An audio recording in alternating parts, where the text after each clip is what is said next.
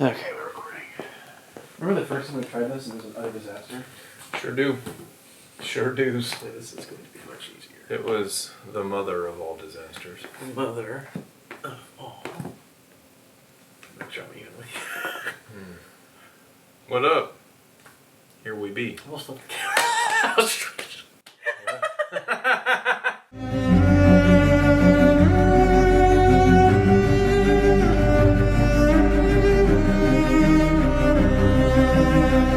What's up, guys? Welcome back to Hindy Amp Studios, and today we are going to be talking about how to record Acoustic guitar. Acoustic guitar today.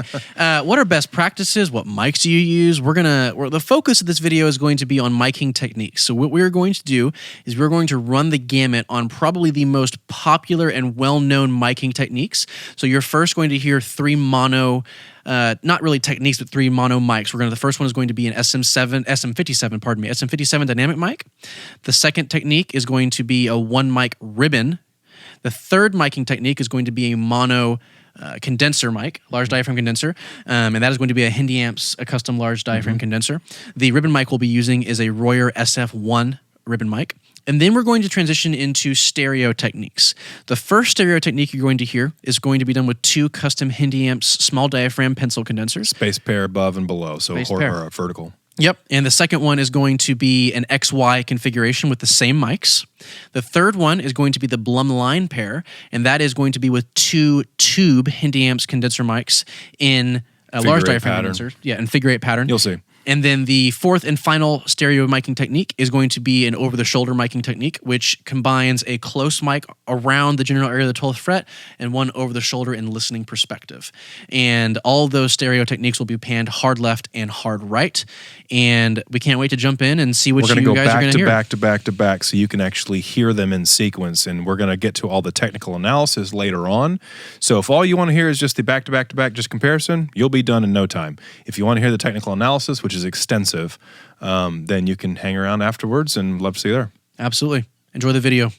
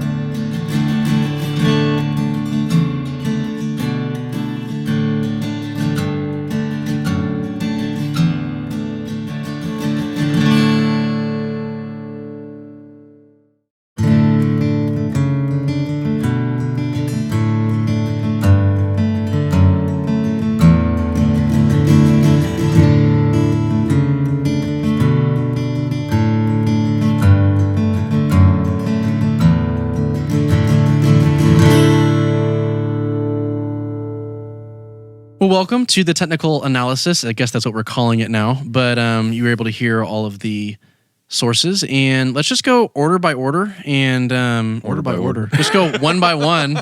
I talk real One good. by one in order. One by one in order of what you just heard. So I guess that brings the 57 up first. What did you think about the 57?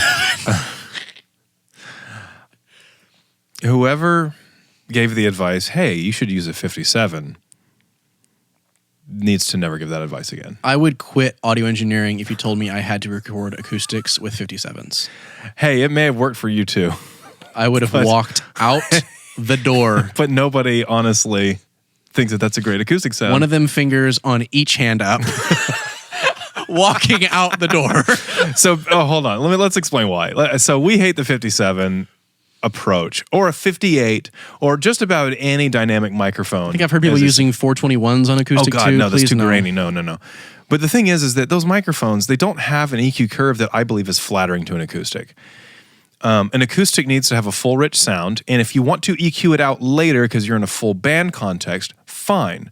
But a 57 just kind of has... Don't record it that way. Yeah, 57 just has all the curves in the wrong places, and it's one of those like just gritty, gross. Well, we were even harsh, talking when you're recording electrics with the 57. You had that like 3 to 5, 6, 7K that you're going to dip out most of the time anyway, and that's what it hypes on the acoustic, which is exactly the frequencies on acoustic that I don't want hyped. Exactly. And so we were, just in case you didn't know, we were using a Taylor, but it's a special limited edition Taylor that may be one of the fullest sounding guitars I've ever heard in my entire life. It's a lot more mellow than most Taylors. Taylors have the reputation of being very bright.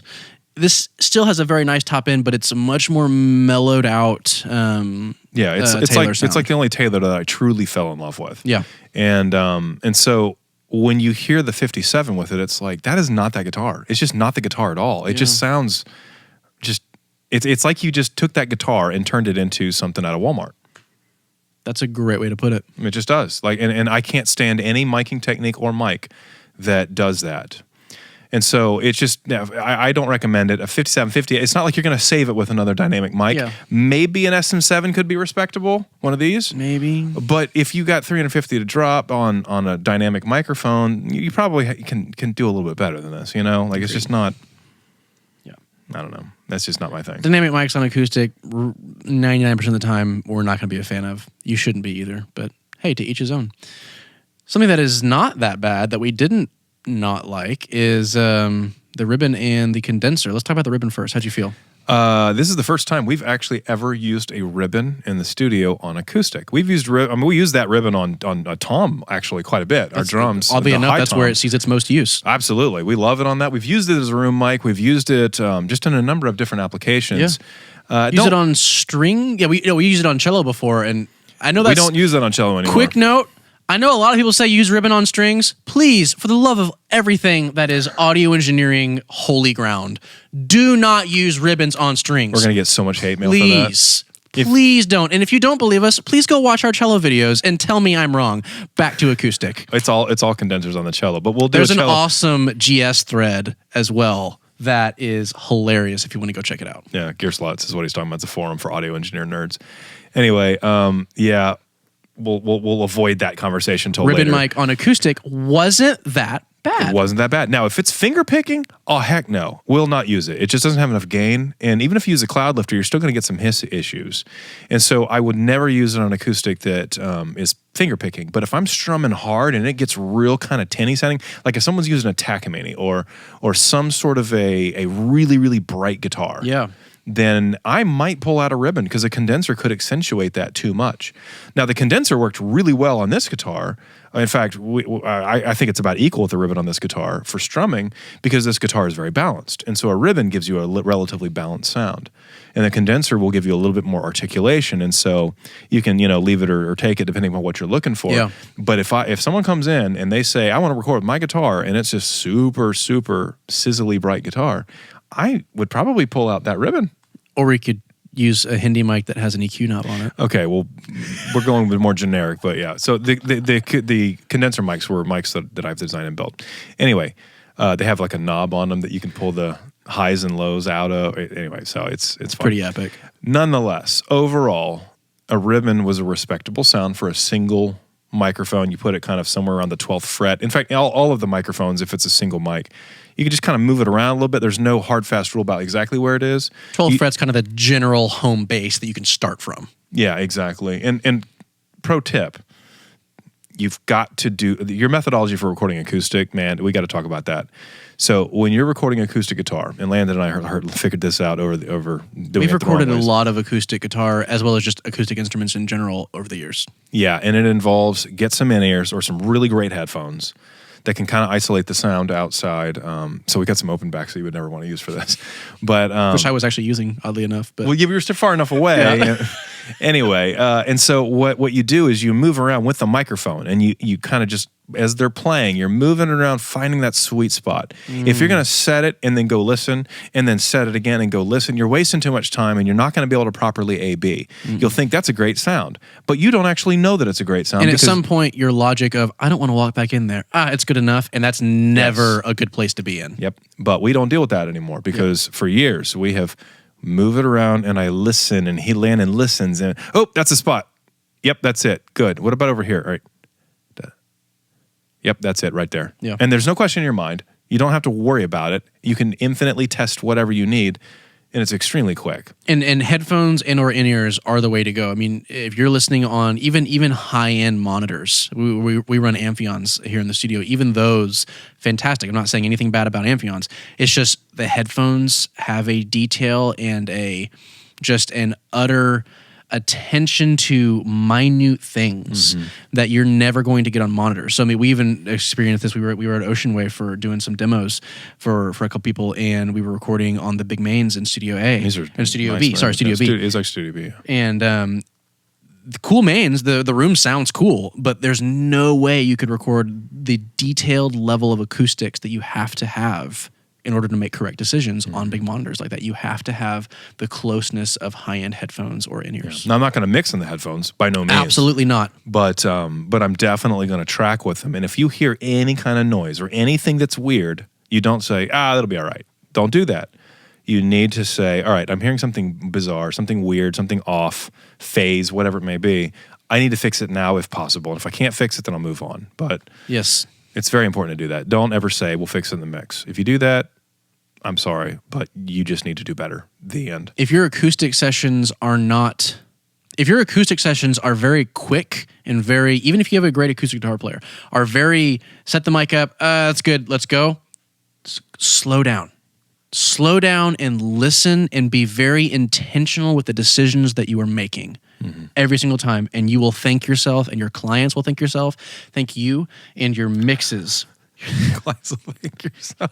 Your mixes will thank you as well, because you will not struggle nearly as much. That's true. So you thought the condenser was a little bit better in this application than the ribbon. I liked the top end a little bit better. I felt like the ribbon, the high end that I was getting, obviously it's not going to extend as high as a condenser, but I felt like the condenser was giving me the high end that I would actually use in a mix, probably a little bit more so than I would use. We kind of talked about having a little bit of a 10K party going in there, but I felt like the ribbon just didn't quite have the extension on the top end that I would want personally, in my opinion. You may think differently. And you couldn't boost it because it's going to bring in a little bit too much hiss because it needed so much gain. Yeah. But I mean, that's the way I like my acoustics to sound.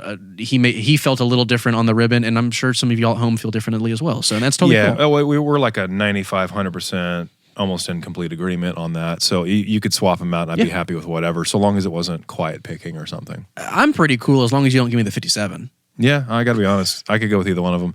Now, I will say, we were using a Royer, so in case you were wondering. Royer SF1. Not the most typical ribbon out there, but... They actually don't make it anymore. It's the mono version of the SF12, which is still in production if I'm not mistaken. Yeah, yep. But that sums up the mono mics, right? Yeah. Only did 3. That's right. Yeah. And so then we moved into the stereo pairs. The first of which was the spaced pair with the SDCs, right? Mm-hmm. Cool. Yep. What were your thoughts on that? Okay, so the spaced pair was an interesting it was interesting to try and get a sound that was not. Well, in fact, the first 3 were phasey as all get out, to be perfectly honest with you. Yeah. One of the things you're going to find is as you add microphones, you're going to see phasing become more and more of an issue. And if you don't know what phasing is, that's when you have a waveform that's kind of going.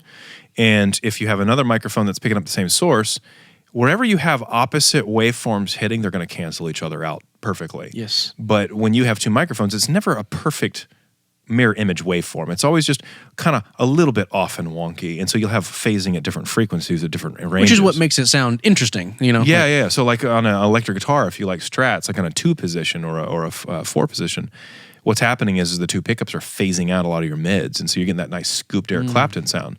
So it can be used in your favor without a doubt. But when you're doing it with like an acoustic source like a mic, you got to be real careful, because sometimes you may get it to where it sounds really wide and awesome, and then it hits mono and it's like gone. All the mids are just toast, or all the highs and lows are toast. Which harkens back to the fact of you have to be doing this on headphones and in-ears, because you're not going to hear, you'll hear major phase problems on monitors, but you're not going to hear the detail you need to make phase decisions on monitors. You're just not. 100% accurate. 100% accurate. And so I tried horizontal space pair, and honestly, every position, every angle, I just couldn't get it to sound respectable. Yeah, struggle I wagon. mean, it was okay, but you really had to pull it really far back from the source, in which case, why wouldn't I just put a single condenser? Yeah, there's no up there? point in dealing with the phase issues at that point. Just put one mic out there. Exactly. And not only that, but when you're out this far, it's like, oh, let me have all sound hole, or let me have all tinniness from the fretboard, because the sound hole is really, really tubby and gross, and up here is just real tinny and gross. It's always a sweet spot in the middle that you want. And so the theory is you catch this part and you catch that part, mix them together, and they sound great, except phasing definitely screws up everything that you're trying to accomplish. And even with trying to take, like you have the two tracks in the DAW, you can take, like you zoom all the way in, and you can just take one of the tracks and ever so slightly bump it forward or back. You can help fix a lot of phasing issues, but you can't fix all of them. And so it's always a compromise, no matter what you do. You bumped a couple on the space pair, right, because it was just, we struggled with it. Yeah, it felt like half my brain was just like inside out. I mean, when it's that psychoacoustic out of phase effect, and you're just sitting there going, oh God, stop it. It's not fun. And but when it locks in, it's good, mostly. But yeah, so we gave up on the horizontal space pair. I didn't even provide you with that at all. We just did the vertical ones. Yeah, and the reason I'm always talking to the first person here is because Landon was monitoring the EQ and the the gain, and I was trying to move the mics, and so we always work in tandem to try and makes life a little bit easier. It really does. It really does. And so he's got specialties, I got specialties, and so they work together. Anyway, but what we ended up doing was we came to the conclusion that a vertical space pair gave you the best coherency. Yep. Because it allows you to have both microphones about the same distance from that sound hole. And if you wanted to kind of angle them a little bit, you can get away with it. You can get away with it. But the horizontal, I just couldn't get it anywhere on there that sounded good. Vertical, it actually sounded decent. It did.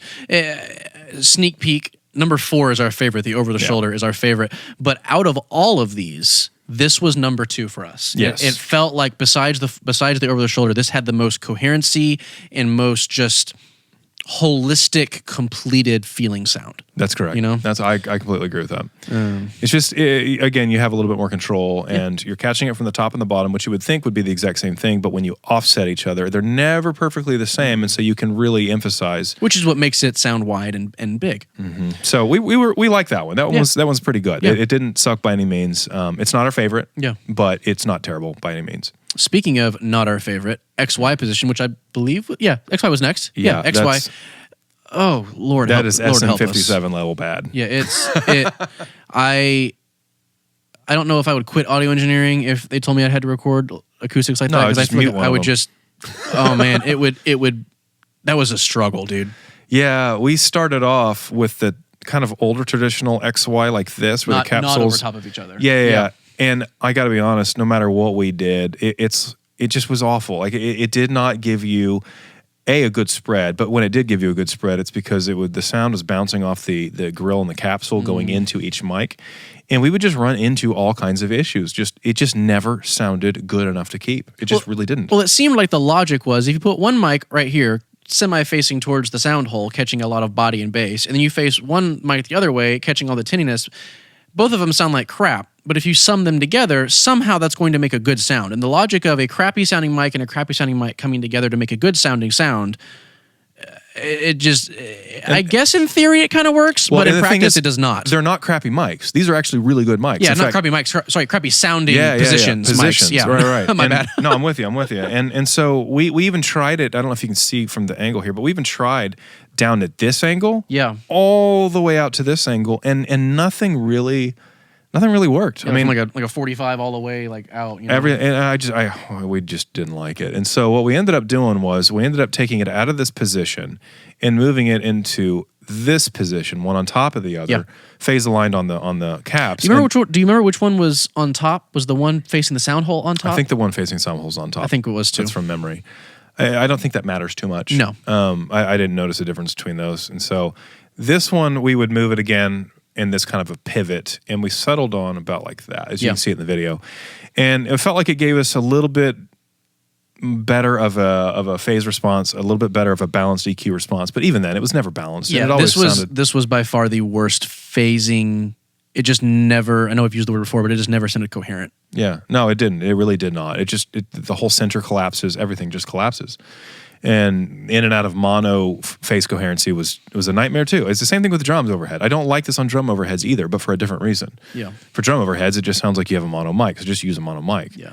But for acoustic, I would never recommend this under any circumstances, in any situation. I would take one of those pencils and stick it on there before I would do an XY. Yes. No, it was atrociously bad, but never use it. But that moves us on to... He keeps calling it Blumlein. He's probably right. I've always heard it Blumlein.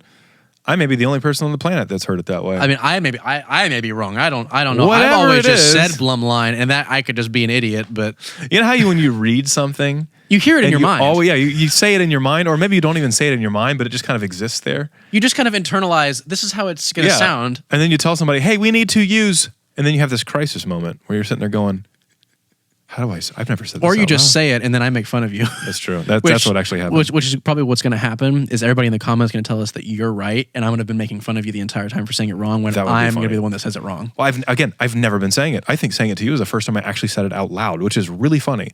I never refer to the positions by name.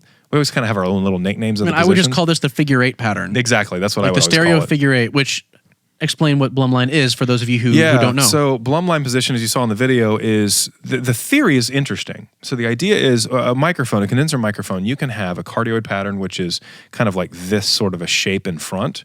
You can have a supercardioid, which is really narrow. Yeah. Be careful with that because it picks up behind it too, but whatever. And then you can have an omni, which is every direction. Cardioid has a bass buildup response as you get closer. So it's one of those quirks of a cardioid design on a microphone. And then you also, on Omni, you don't have a proximity effect. It's called a proximity effect. You don't have a proximity effect because as you get closer, it doesn't increase bass. It just increases. Because it's still picking just everything up. Around. Sound. Yeah, that's about it. It's an interesting option if you want to use it. Yeah. But if you do a figure eight, then it's a cardioid style here and a cardioid style on the backside. Very unique pattern. So the front and the back sound almost identical. Yeah. Never do they sound identical, FYI. Never. But they sound almost the same. Yep. And so, so somebody had an idea. What if we put one on figure eight facing forward? Yep. Or even facing towards the guitar. Yeah, or even one cardioid facing, but usually it's a figure eight on a figure eight. Yeah. And so you have a figure eight facing forward, which also gives you the back. And then you have a figure eight facing this way. Getting both, left and right. So you're kind of picking up the sound around it. And you can either... Almost like a makeshift Omni, but with two mics, in a way. Yeah, exactly. Because again, the cardioid doesn't sound like an Omni. And so it's an interesting approach. It's an interesting theory. Give you one guess as to what your problem is going to be. Phase. Again, because you're picking it up from all different directions, but not other parts. And so even though we have them perfectly lined up and in a really great spot on the acoustic, because again, it was in our special sweet zone, I mean, it was just... Well, the problem is, too, once you get that set, they move in a unit. You're not going to move one off here because then you're not doing the Blumlein pair, or however you say it. They have to move as a unit. So it's not like phase can be really addressed. Yeah, well, you can rotate a little bit. You can get away with some rotation, but not much, and it really doesn't fix it too much. So it really depends on, you have to have two identical microphones with identical capsule situations, and even when you do that, it is still not ever going to be right. Yep. And I know that some people really love it, but I do not love it. I felt like it gave it a grainy response. There's too many phase nodes that are happening no matter what you do. Yeah. And it just always sounded a little bit just grungy, gross, which means there are two genres where this actually could be your best option. Do enlighten us.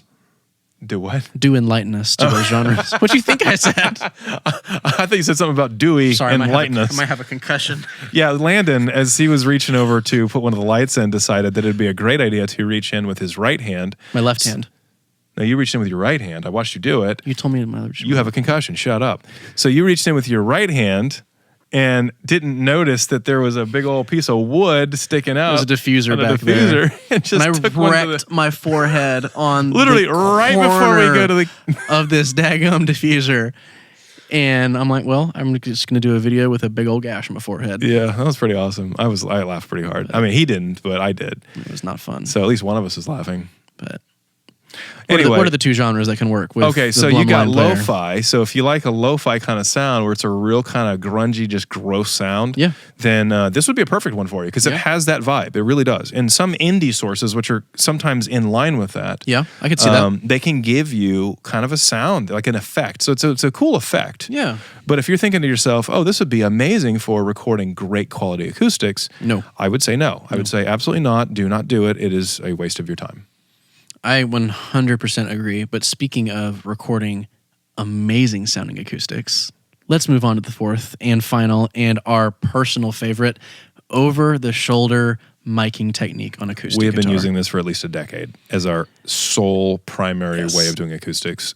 In fact, every acoustic recording that you see on our channel was done with either half of this or the full thing. Either one mic, large diaphragm in front, or the complete over the shoulder, Yep. which is hilarious that I found this miking technique as a freshman in high school. That is really funny. On a random YouTube video. I don't even know what YouTube He was an video intern it at the studio at the time. Yeah. And I came in, I was like, hey, look, dude, I found this new miking technique on YouTube. And Chris, I can imagine what Chris was thinking. Oh, God, what I is was this like, oh, that's cute. idiot Yeah. talking about? But we tried it. And it revolutionized how we recorded It did. acoustic Absolutely. guitar. And this is why when we say we're open, anyone have suggestions. We will try anything. I don't care if you're 12 years old and just started doing recording and you have like a blue, little ball microphone. If you say, dude, in this particular position for this particular thing, it sounds awesome, we're willing to try it out because, we want to know. If there's some secret sauce out there somewhere, Yeah. I want to know about it. And we will take it and make it ours. That's right. Because that's what every good engineer should do. Yes, learn from other engineers. Steal in the best possible way. Steal other people's magic that they use, you know? Yeah. It's like if someone else does something that sounds amazing, but it looks stupid, who cares? Yeah. Do it because it sounds good. Yeah. And tell somebody else. Yes, like share it, steal it, and then share it. Yeah. And if you and tell them where you got it from so Yeah. that everybody can share in the I can't ideas. tell you what YouTube video I found it because that was over a decade ago. Yeah. But Whoever you were, well done. thank you. But yeah, the idea of it, and this is what kind of got me interested in it when he was talking, is he said, okay, so you know how we normally do the mic right here in front of the 12th fret? And I said, yeah. And he said, okay, we'll keep that. But here's the problem. You know how we always struggle with the other side. So when we pan them, it's just always kind of wonky. I said, yeah. And he said, I got a solution for us. And he said, I know it's going to sound weird. Just go with it. And tell him what you told me. Can I explain it? The logic of it is as you sit and actually play an acoustic guitar, you're hearing it from a raised position over top of the guitar. So why not put a microphone that would best represent what the human ear is actually hearing from that acoustic instrument? Mm-hmm. We've actually applied this logic to our cello recordings as well. Yes. And a couple other things. But You know it's what's funny? what? When we get into the cello thing, we're going to have to admit that we do a vertical spaced pair, but in large diaphragm. We do. We'll talk about that in a cello video. We do. But the logic is it represents what the human ear hears as you're playing the acoustic guitar. And it just so happens that matches beautifully with the close mic on or around the 12th fret general area of the acoustic guitar itself. Yeah, it does. They do not sound the same, but when you get them locked in together, it's gorgeous. Yeah, this by no means solves the phase issue. You still have to have your headphones or in-ears in and have someone moving mics around. Like, it does not solve this. Now, I will say it is much easier to without a find the doubt. sweet spot than the other mic And when you techniques. lock in, it is dynamite. Yeah. Like so you've got this mic right here, which can move a little bit depending upon where it needs to be. And then this microphone over here is going to be somewhere in this range, somewhere in this vertical horizontal space, right? This three-dimensional space. Yeah. And really, anywhere in here is going to sound mostly the same. The difference is that you're going to be listening for phase artifacts. Set this microphone first and leave it. Yeah. And then move this one around to where it locks into place. And while you're doing it, pan them hard left and hard right. Find something that sounds like, oh, that sounds great, not artificially wide. Check it in mono. And then check it in mono, because it may be just like a Fender guitar where you're in a position 2 or 4 on a Strat, that Eric Clapton scoop sound, because it's phasing out all the mids. Well, that's a good phase.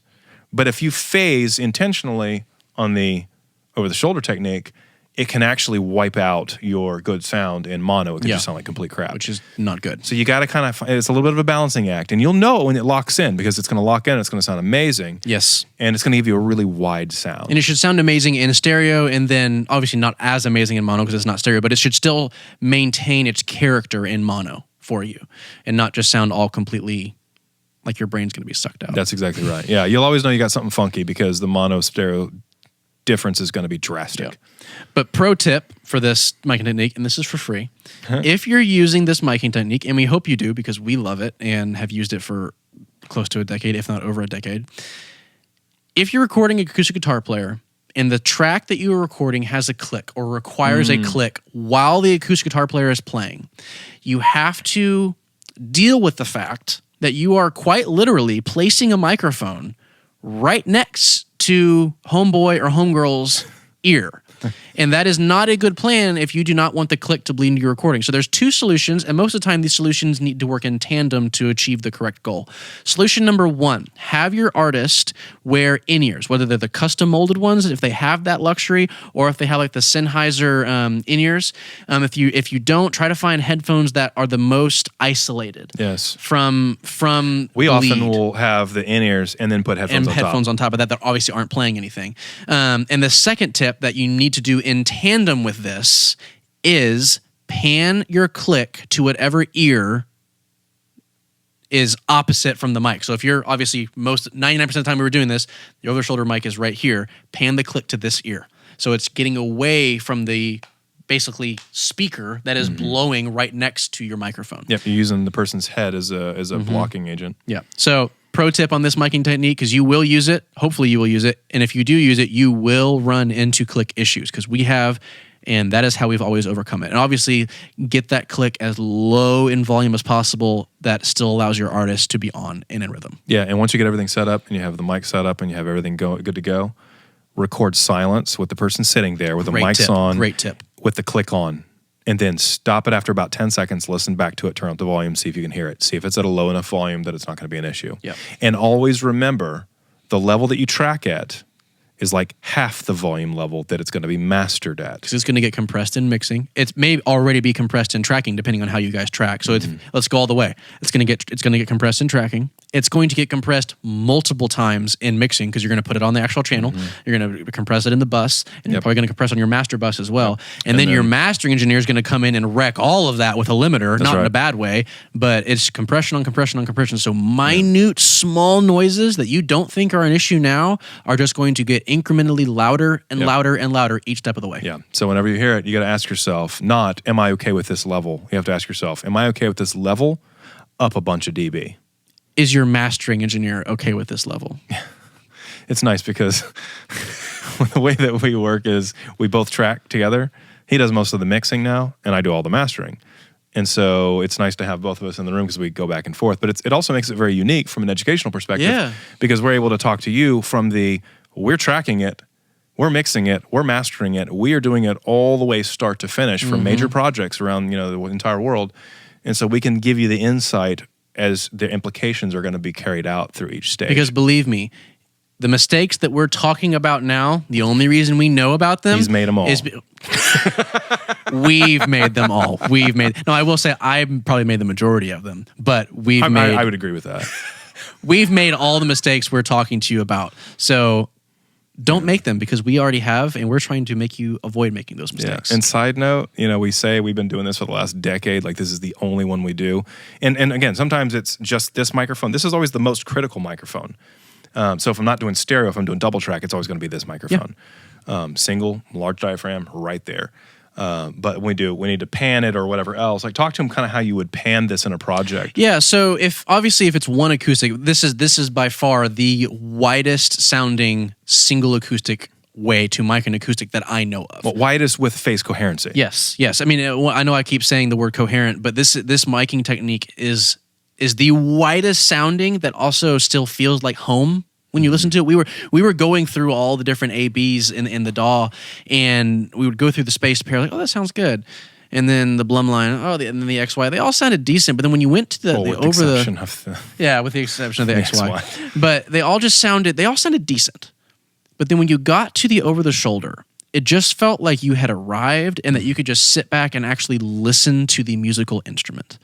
And the way that works in a mix, panning wise, depends on the song. So obviously, if you're just one acoustic, I'd keep it hard left, hard right, and just let it be its own double thing. track it. That's how you're getting the hard left, hard right. Yeah, yeah. You don't record it once and then just like double it and pan it. Don't do that. Please don't. Please don't. Have them double track it. So track it once with it here, pan it left. Yes. Have them track the same thing again, pan it. Well, from their perspective. Backwards. But one of the other things that I do sometimes is I will take the close mics. So the mics here, so obviously record it twice over the shoulder. So you have 4 tracks if you record it twice. And I take the close mics, pan one close mic to the left and the other close mic to the right. And then I keep both the over the shoulder mics center. And sometimes that will, depending on the track, obviously it's all track dependent, that will give you a different type of double tracked feel. But it's all mix dependent. But most of the time, it stays hard left, hard right, wide open if you're not going to double track it in a session for me. So if it's just like a singer-songwriter thing, hard left, hard right, and just leave it. And it'll be the widest sounding phase coherent acoustic that you can get as to my knowledge. Do you know how much hate comments we're going to get from people who are like sold on XY or whatever else that we're just hating on? Come at me, bro. Well, we're saying that because everybody has an opinion. And absolutely. Everybody who's tried things has an opinion and they have a preference. And your preference is good. If you love this and that's the sound you're going for, do it. But I will say this. Often you'll hear a lot of opinions and you won't hear samples to back it up. Yes. And always be careful when you're doing that because you don't know if this person is coming from a place of knowledge or if they're coming from a place of they like to hear themselves talk. And so what we would suggest is if you think that what we're saying is good or bad, listen back to the samples again, because what we did is we actually took every one of the samples, as we told you earlier in the video. We tried to make sure we didn't compress them, but we did level them, and we also did EQ them to a certain degree, not massively, but to a certain degree to get them to all sound as good as we can possibly get them. So they're not raw tracks on purpose. We're trying to get them to almost sound raw. as good as you can for close to raw tracks so that they're ready for a mix. Yeah. So that they're totally ready for mixing. Yeah. In other words, we're trying to let each one of them stand on its own merits in the best context possible. For sure. So everyone says, we love ribbons on XYZ, right? Okay, yeah, but they just sound really dull and dark. No. They take EQ well. You want to boost up the highs. Okay, cool. So let's take that and let's actually boost those things or cut those things that are the deficiencies that everybody naturally would do to give it in its best light, so that you can hear its best foot forward in a sense. Absolutely. But yeah, so we're trying to offer you examples of if you think that we're crazy or if you think that we're telling you good stuff, go check out our other videos. Now, I will say if you're somebody who is new to this or if you're somebody who's desperately trying to get this kind of video thing going with great audio, one of the things that we do need to admit to you that you're just going to have to understand, one of the policies that we have is you do not, unless it's like a live concert, you do not ever record live and video live simultaneously. The reason for that is there's numerous reasons.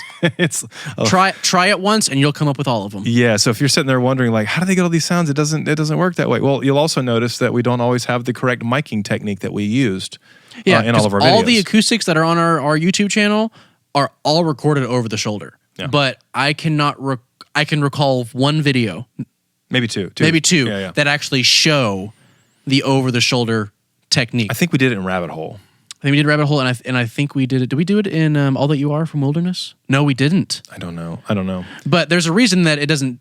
We don't show that is because the video is completely separate. We are not recording live in the video. That is a lip synced thing. Most people can't do that because you're not able to do it. So imagine us with a big old camera rig walking around in the middle of an acoustic session where it's finger picking. It's not going to work. Not going to work. So if you think to yourself, because I've heard people telling me like, how do you do that video and audio at the same time? We don't. We just admit that that's not going to happen. We are not going to sacrifice the quality of one for the other. Exactly. We want the quality of both to be outstanding. Yes, and there are sacrifice that you have to make, as in time. You have to have the time to record the artist, and then you have to flip the entire studio into a video studio. Most of the time while we're doing that, we actually play the track through the main so that so the artist can listen to any vocal ad-libs that they did, any vocal piano runs, acoustic runs, electric runs. So when we actually get to doing the video, they have an idea of, hey, second verse, bar 3, I know that I did a little vocal run here that I need to be able to hit in this video. Yeah. And it makes things a little more challenging. It makes things a little more interesting on the video side of things, but well worth it. Oh yeah, absolutely. And so anyway, we just wanted to kind of let y'all know that, but also just to let you know again, all of the acoustic sounds that you hear on those videos, I mean, they're all recorded the same way. Almost every single time it is the 2 miking technique, or if it's double tracked, then we'll either sometimes have this one panned hard and this one in the middle, or we will just have this one panned and then have this one panned to the other side. I've used a of the combination double of track. both of those. Exactly. But it's always going to involve a portion of that setup. Yeah, absolutely. So every single time. So if you like the way those acoustics sound, if you like how it sounds, that's how we're doing it. And if you don't like how it sounds, well, then you need to go use a different technique. Yeah. And send us samples of what you're doing, because if you're not liking what we're doing and you're liking what you're doing, maybe we're doing it wrong. Send us some samples. We would love to hear what you're doing. Yeah. But I think that covered all of the miking techniques. Yeah, I think that's everything. Hopefully this was educational. Hope this was fun. I know it was a little bit of a long video, but detailed. But we left it to the end because we know that if we were flipping through videos, we'd want the test up front. And if you want to sit around for the technical analysis, cool. If not, that's fine too. So absolutely. So hopefully this was enjoyable, this educational. Subscribe, hit the bell, go visit our Patreon, follow us on Spotify, follow us on social media. We'll link all of that awesome stuff in the description for you guys. So go visit that and link if you have up with suggestions, us. let us know. Absolutely. We want to keep these videos going. We want to make sure that we continue providing content that is helpful in a detailed analysis, not just some sort of a throw things at you in a non-scientific context. We want to keep doing it. So we'd love your support. Thanks. Yeah. Thanks, guys. We'll talk to you later. Yep. Through your idiocy skills, yeah. Blumlein my butt. I'm not blumlining your butt. No thanks. Your butt can stay out of phase.